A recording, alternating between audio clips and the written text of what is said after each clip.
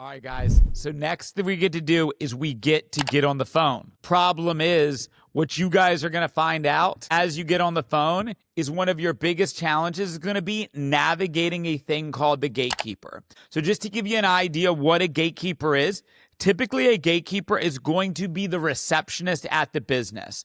That receptionist, that person who's in charge of keeping you away from the decision maker. Now understand, this is one of the prime differences in a B2B SDR role is you're going to have to navigate administrative people whose exclusive job is to screen your call. So the first thing we're going to do is we're going to teach you how to overcome the gatekeeper. Okay, step one. Here's what I want you to focus on. Number one thing I want you to focus on is act like you know the person you're talking to.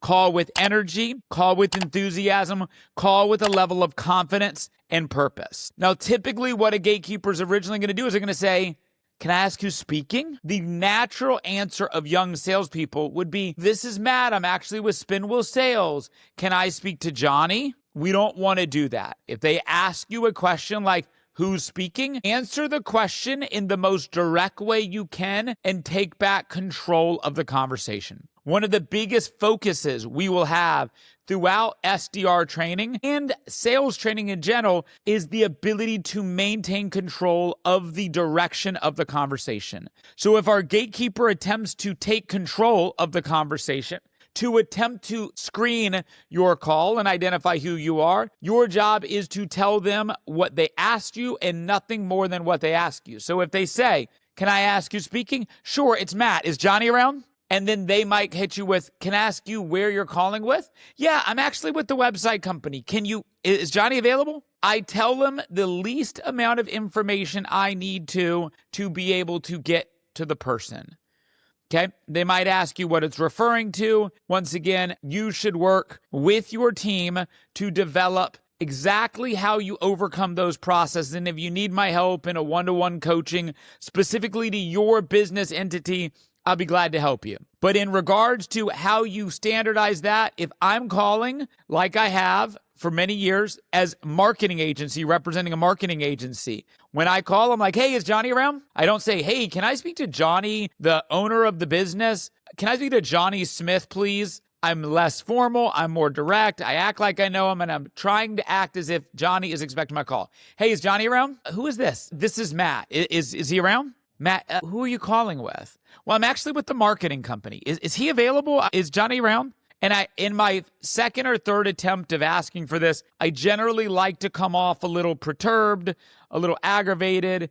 And here's where it really is going to benefit you short-term and long-term in regards to overcoming gatekeepers is to not be too formal. So often, salespeople make the mistake of being super, super structured and formal here. You're just going to fall into the trap of the gatekeeper. You're going to give more information you need to, and that is going to be your downfall. I've had other sales leaders try to tell me that the approach they like to make is to be super friendly with the gatekeeper. Make friends with the gatekeeper. Ask the gatekeeper, "How you doing today, Susie? Hey, quick question for you. Can you help me out? I just need to speak to Johnny real quick. I just got a real quick question." I've attempted that. By all means, try that approach. If it works for you, great. Maybe in the industries you've worked in the industries I've worked in, the direct, straight to the point, asking for the business, acting like I know what I'm talking about, and having control of the conversation has given me the ability to generally have over a 30 to 40%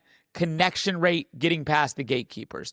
First, you have to know who you're calling. You have to know who your ICP is. You have to know what their title, what their role is, and when you know that information correctly, you can attack the gatekeeper. Now, when you don't know those things, understand every call doesn't have to equate into a connection. Every call doesn't have to equate into an appointment. Some calls might be discovery finding calls. I might not know who the decision maker is. It might be a business where I need to speak to the head of human resources. And I don't know who the head of resources is. I don't know their name. I don't know their email. I don't know anything about them. Then my approach in that call might be, "Hey, Susie, quick question for you. I need to send something over to the HR team. Who is the person that runs your HR team? And can you provide me their email? I need to email them something." Get their name, get their email. Once you have that information, which is going to help you in your next call, say, oh, by the way, I do have a quick question for them. Before I send them that email, are they available real quick? I'll hold if you want to see if they're available. This approach has worked well for me in regards to navigating the conversation. And sometimes if I don't know the information, call to seek to understand the information, hang up, call back 3 hours later like I knew the information the whole time. Hopefully this helps.